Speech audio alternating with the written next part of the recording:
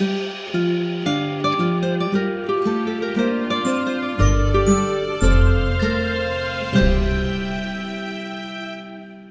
back to Adventures in Theater History. Here on this show, we bring you the best stories from the deep and fascinating history of theater in the city of Philadelphia. I'm your host, Peter Schmitz. Our sound engineering for this episode, as well as our original theme music, is by Christopher Mark Colucci.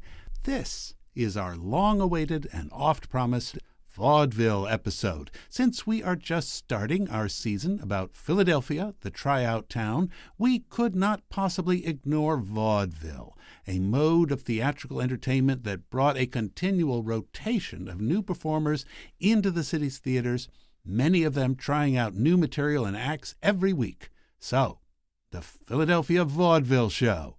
Here we go.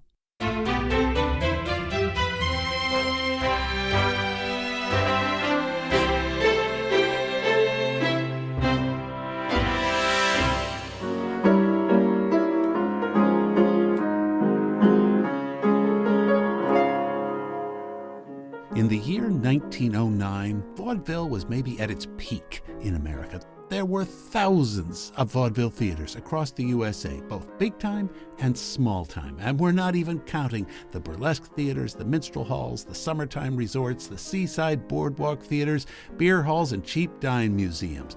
All of these featured entertainment that fell under what was broadly called variety, as opposed to what was termed legitimate or legit theater, scripted plays that were produced as one long unified story.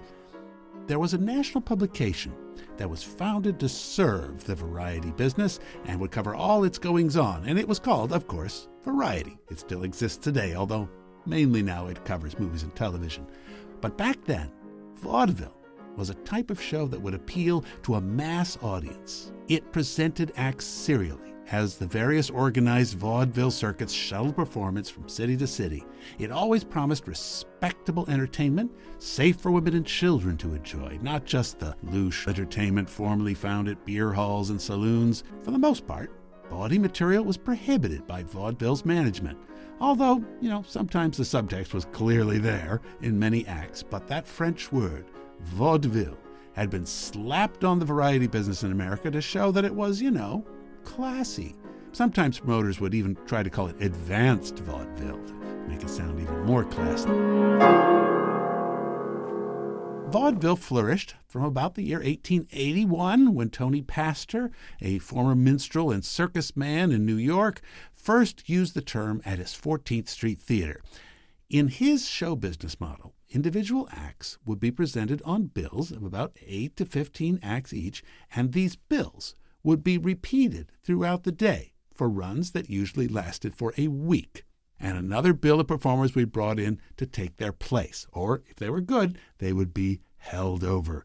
Admission at vaudeville theaters was cheap, 10 cents, 25 cents.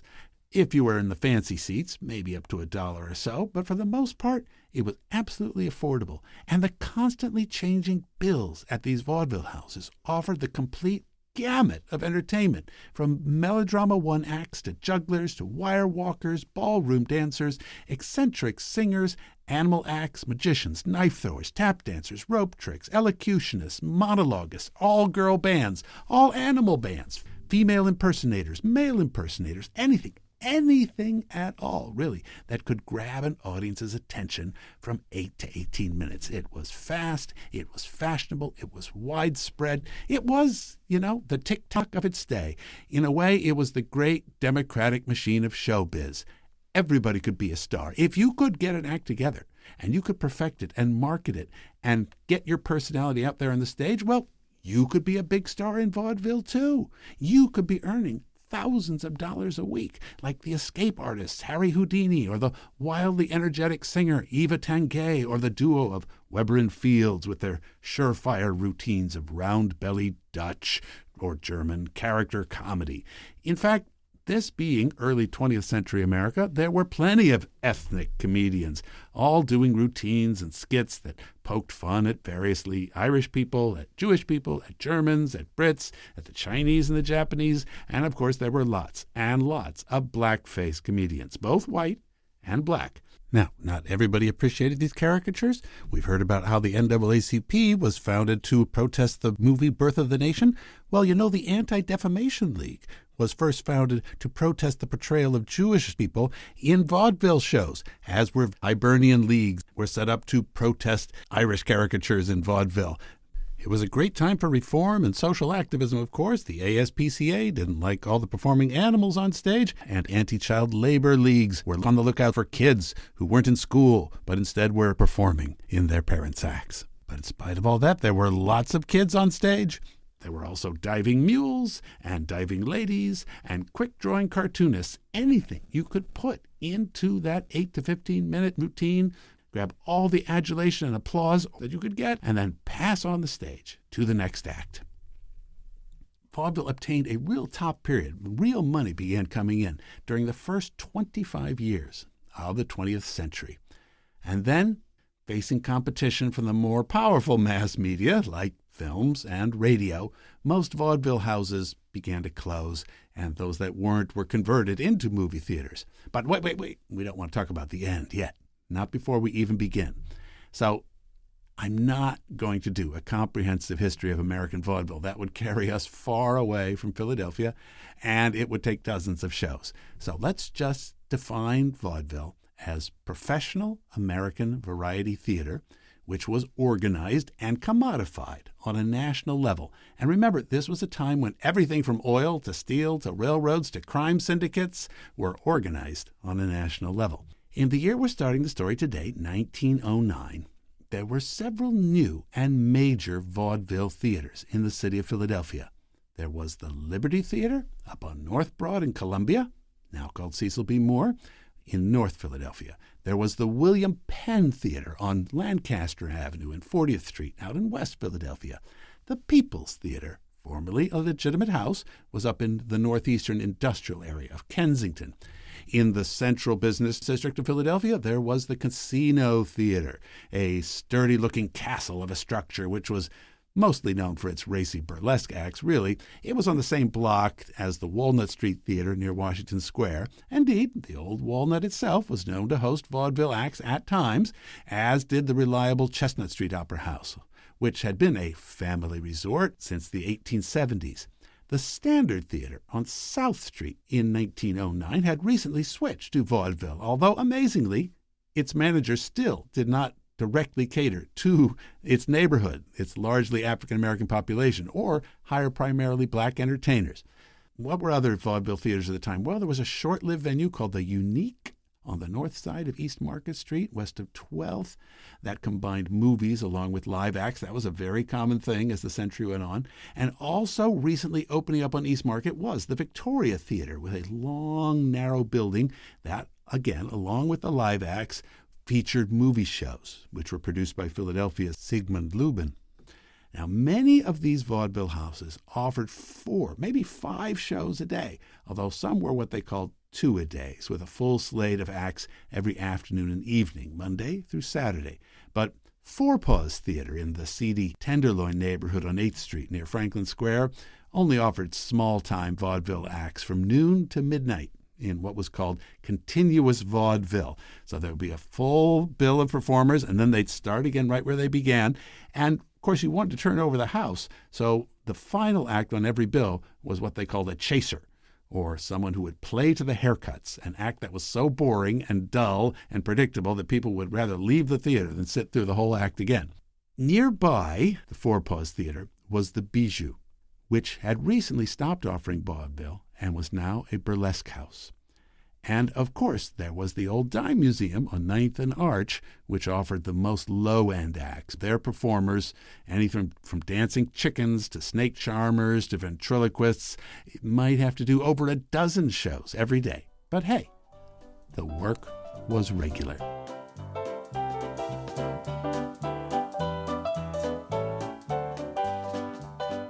But we're going to stick today mostly with the big-time, major vaudeville circuits employing popular and highly compensated acts. As early as 1902, the Keith Albee chain, which was run by two famously mean and greedy New Englanders who had originally started with dime museums themselves, but who now had huge, elaborate theaters in Boston, Providence, Hartford, and New York. Not satisfied with their return on the bijou and arch which they had built, they ordered the construction of a new, high-status venue, the Grand Keith Theater, on the south side of Chestnut Street, near all the big department stores, between 11th and 12th. At first, the Keith also offered continuous vaudeville from 1:30 to 10:30 p.m. every day but Sunday. Though the impressive and striking high-arched main entrance of the Keith was on Chestnut, with illuminated signs touting the main acts that were appearing that week, the lobby stretched all the way to Sansom Street, where the main auditorium was. Now, like other Keith Albee theaters elsewhere, this enormous house's lounges and lobbies were all expensively appointed and decorated with marble and crystal chandeliers. It was like Victorian design gone wild. It was meant to make every patron feel pampered and appreciated like royalty, no matter how far up in the gallery they sat. The people in the back were just as pampered as the people down there in front. In all, over 2,200 audience members could be accommodated, and in return, good audience behavior was expected, too. The ushers would throw you out if you acted in a rude way, and everybody depended upon that order and feeling of normalcy throughout the house. On its opening day, November 2nd, 1902, perhaps because it was a Monday afternoon, the entertainment at the New Keith Theater was intended to appeal to the middle-class female audiences who would have the time and resources to stop by. Perhaps they had just finished shopping in the nearby Wanamaker's department store. The headline opening act was the Fayette Boston All-Woman Orchestra, directed by Carrie Nichols, the female Sousa. Also on the bill was Millie Capel, the female equestrian, riding her trained Arabian horse right on the stage, along with a number of her clever dogs. The principal comedians were Eddie Gerard and Jesse Gardner, who brought their amusing sketch of The Soubrette and the Cop.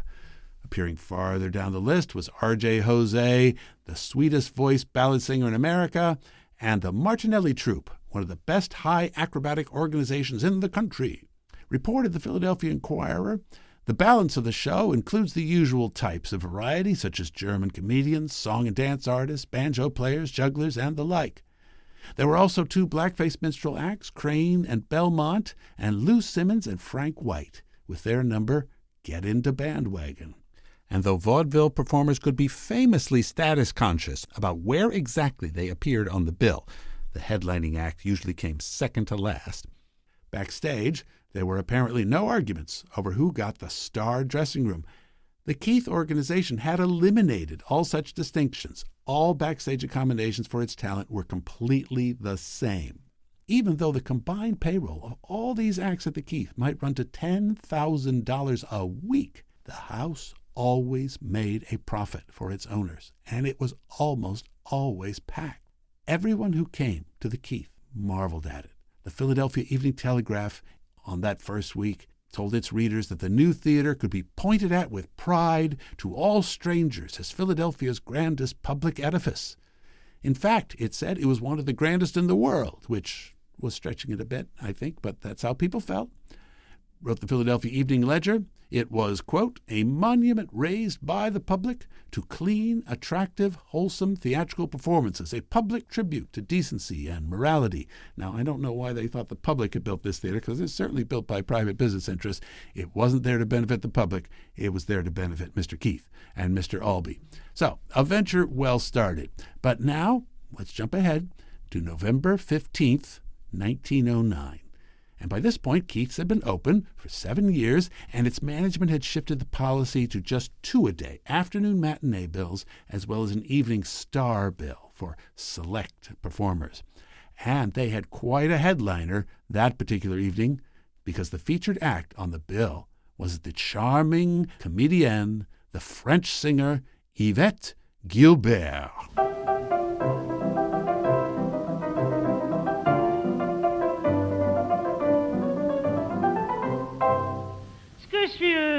ma chère, j'en perds la tête.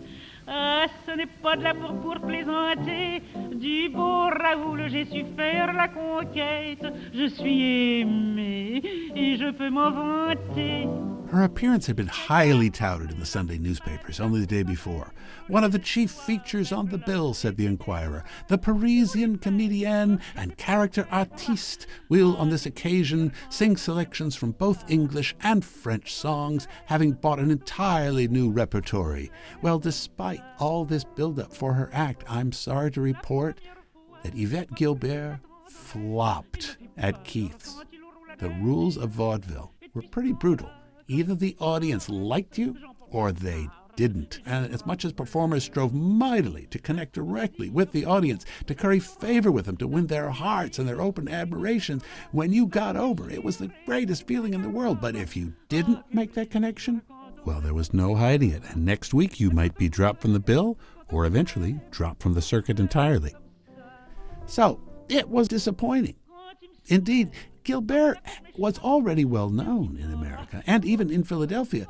She was the toast of Parisian variety theaters. Her success had been reported about in every American newspaper for years. She was one of the highest paid entertainers in all of France.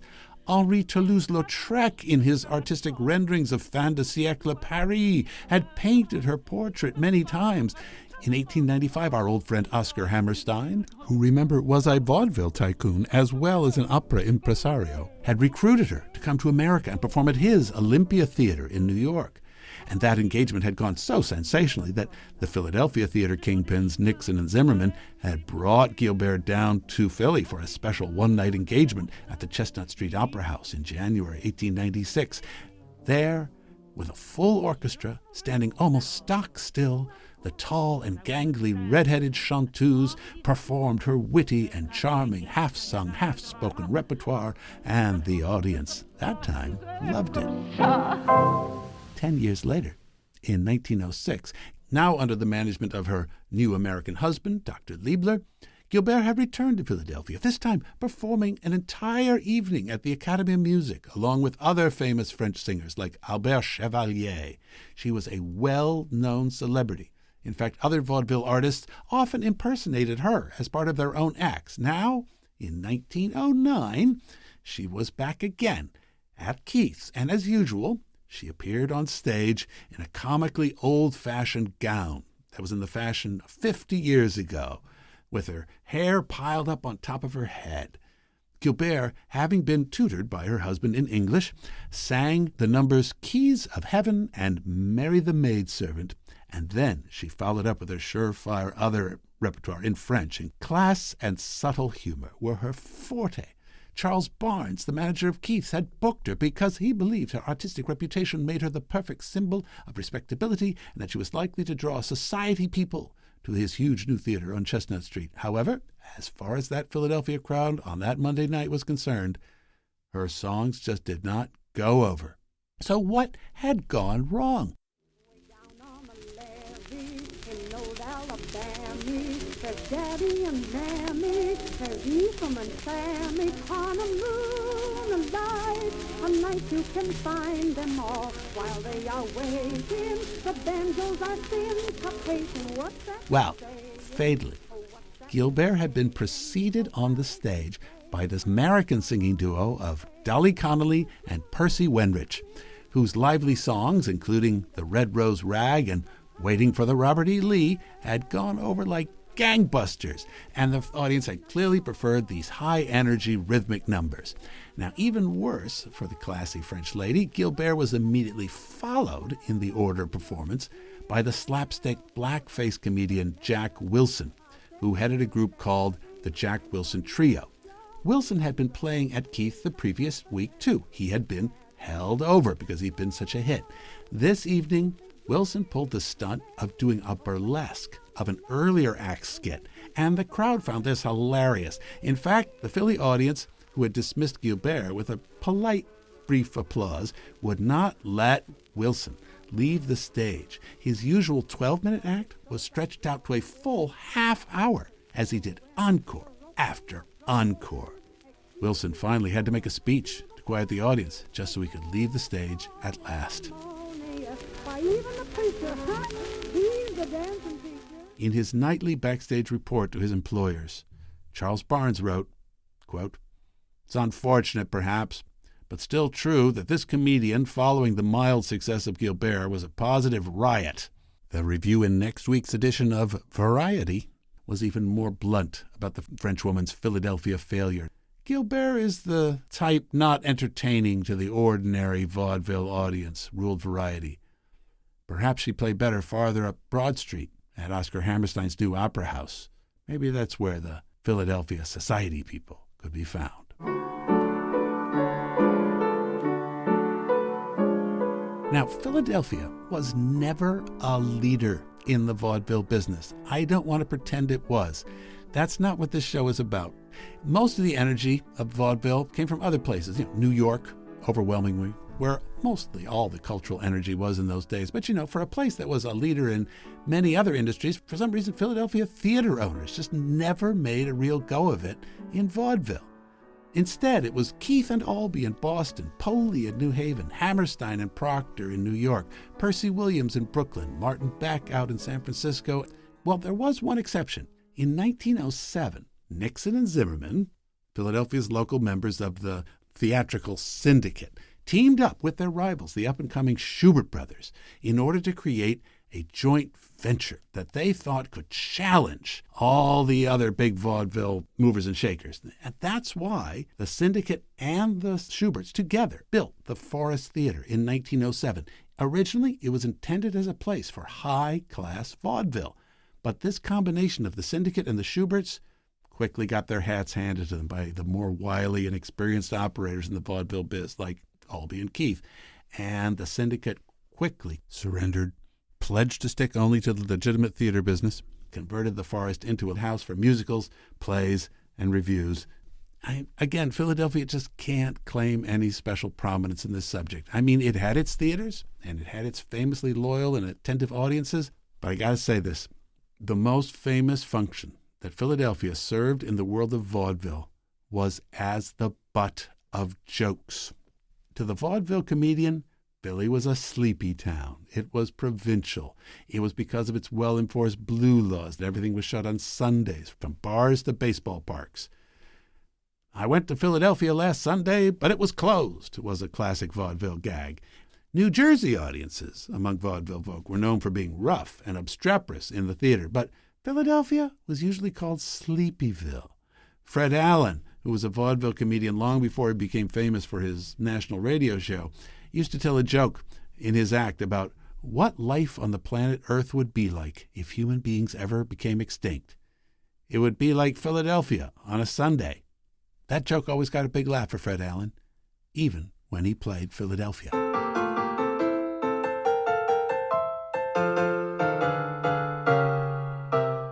September 23rd, 1911, the Folies Bergère Revue had set up a branch in New York City, but some of the skits and dance numbers there lacked the oomph and the savoir-faire of its Parisian namesake. So a new segment was inserted, titled A la Broadway, and it contained a comic number called The Philadelphia Drag.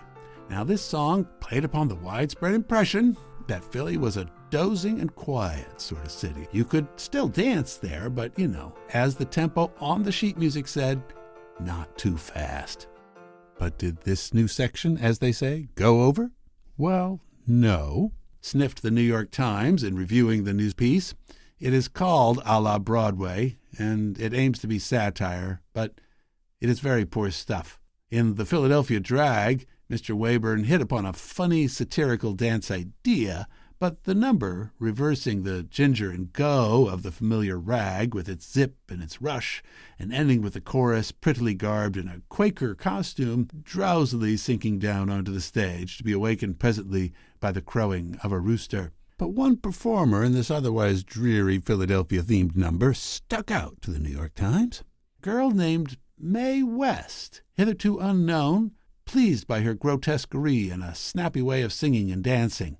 So the Philadelphia Drag didn't go over, but Mae West sure did, and thus a great showbiz career began to take off. And Mae West of Brooklyn was at that point just 18 years old. But despite the effort of all those anti-child labor leagues, she'd been on stage since the age of 6. Mae West sure didn't make it big overnight. Even as a kid, she had learned how to imitate other vaudeville performers like Sophie Tucker, and like most other performers of her day, she even worked in blackface. Later, she realized that, like Sophie Tucker, she could work in the bawdy and suggestive line of double entendres, always walking right up to the very edge of the sort of material and movement that might bring the sudden delivery of a little blue envelope from the theater management, warning her that she was working what was called too blue.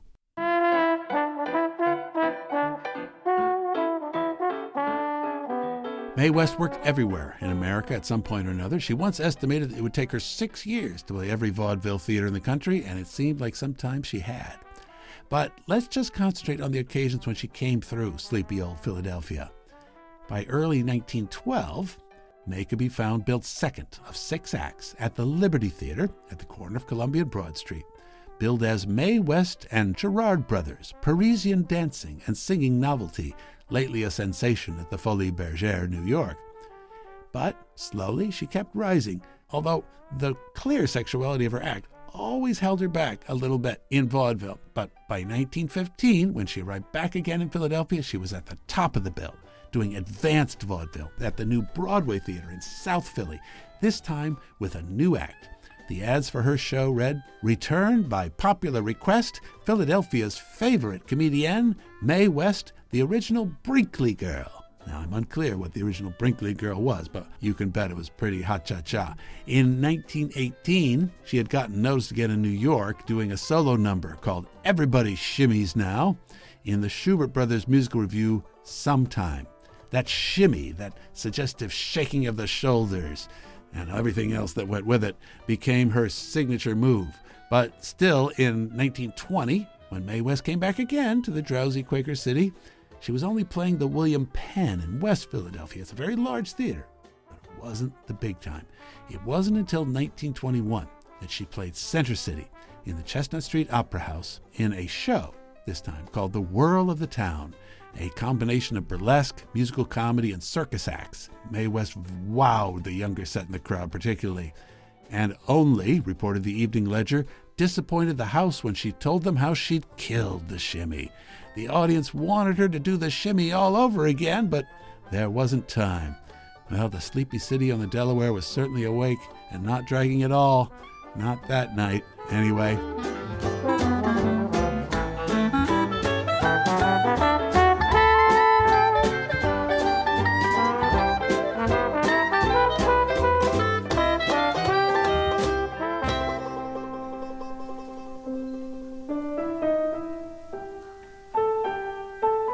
June 10th, 1910, a photographer named Lewis Hine took a picture in the alleyway behind the Victoria Theater at 913 Market Street. In the photograph, which I've used as the featured image accompanying this episode, a man and 2 small boys are standing, looking at the camera. At first glance, the man and one of the boys are dressed in rags. They both appear to be bruised and battered, but on closer inspection, one can easily see that these bruises are just stage makeup, and their ragged clothes are just costumes. The smallest boy next to them, in fact, is not wearing rags, but a tiny version of a pajama-like outfit that was once associated with the Chinese immigrants to America. A long, thin braid comes out from under his cap and hangs down over his shoulder. All 3 of them, in fact, were not distressed tramps or immigrants, but were part of a professional vaudeville act, the 4 Novelty Grahams. Lewis Hine, who took the picture, was an investigator for the anti-child labor agencies, and he wrote in his report to his employers, quote, "The father is 23 years of age, Willie Graham is 5 years of age, and Herbert Graham is 3 years of age. At 9 p.m. on June 10, 1910, these children were performing on the stage. 4 times daily, they do a turn which lasts from 12 to 14 minutes. Herbert Graham, the youngest, was said by the father to have commenced performing on the stage as an acrobat when he was 10 months of age. Willie, now 5, is said to be the youngest acrobat in the world. The mother of these boys was formerly a school teacher and is now performing with the trio on the stage. The children are bright and strong, but have a lack of playfulness about them which shows them to have forgotten the best years of their childhood. Close quotes. Vaudeville troupes, in fact, in the early 20th century were often family members. Dissatisfied with the limited opportunities in their hometowns, they got an act together. They took it on the road. The children of such families seldom got much formal schooling, but they got quite an exciting education in life. The four Novelty Grahams, as it turned out, were not from Philadelphia, but from Bainbridge, Georgia. Their real name was Stribling, Ma and Pa Stribling, and their two boys, William and Herbert. Now, Ma is nowhere in sight in the image, but if she was around at that moment, she might have warned her husband to stay away from that photographer, because investigators from child labor agencies were the bane of vaudeville families, always trying to take the kids off the stage and put them into school or something. And this could be a real professional and economic peril for them. Little Willie, the boy in the middle of the photo, was the real attraction of the act.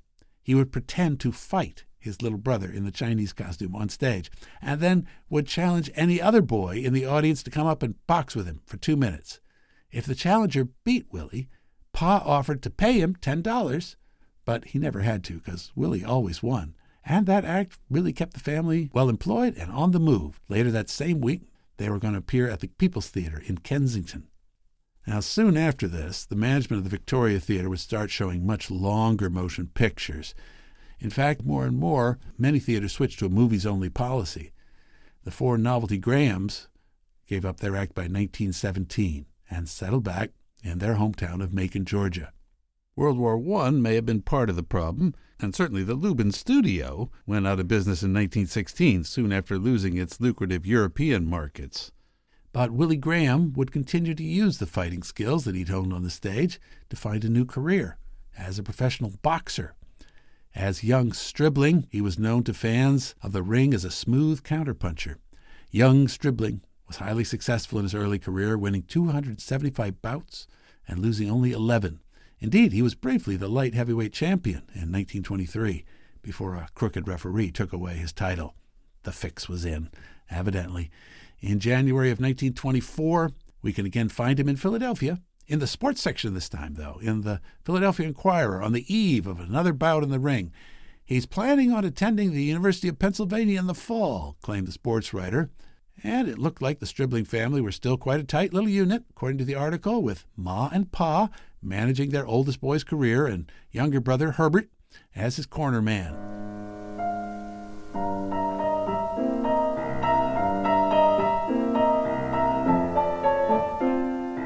But it doesn't seem as if young Stribling ever did become a college student, nor did he get another shot at the title, because he died at the age of 28 in a motorcycle accident down in Macon. The Victoria Theater in Philadelphia, with its huge triumphal arch, well, like many other theaters in the city, was demolished in 1950. Where it stood is now the site of the huge gallery retail complex, which, despite considerable hoopla and much investment and reinvestment and reopenings and reconstructing and much tapping of public funds, has also never quite lived up to its initial promise, just like young Stribling, the Lubin Studio, and many acts that played in Philly's long-gone multitude of vaudeville theaters. But hey, sometimes that's showbiz. So that's our show for today. And I realize that there at the end we concluded on a bit of a somber note. We're going to come back again in just a few weeks to complete our exploration of vaudeville into Philadelphia, and we're going to tell the stories of the three most successful Philadelphians ever to make it big in vaudeville: W.C. Fields, Ethel Barrymore, and Ethel Waters. If you've been enjoying this podcast or have any thoughts or suggestions about it, drop us an email at aithpodcast@gmail.com. To support the show and, get access to bonus material and special insider info about Philly theater history, go to our Patreon page, patreon.com/AITHpodcast. Or another way to thank us is to leave a review about the show on Apple Podcasts or Spotify, or you can do that right at our website, www.aithpodcast.com. Please consider it. That helps us out so much. And while you're there, check out the blog post. we'll share some images of Philadelphia vaudeville theaters and the performers that we talked about today. Thank you for listening, and thank you for coming along on another adventure in theater history, Philadelphia.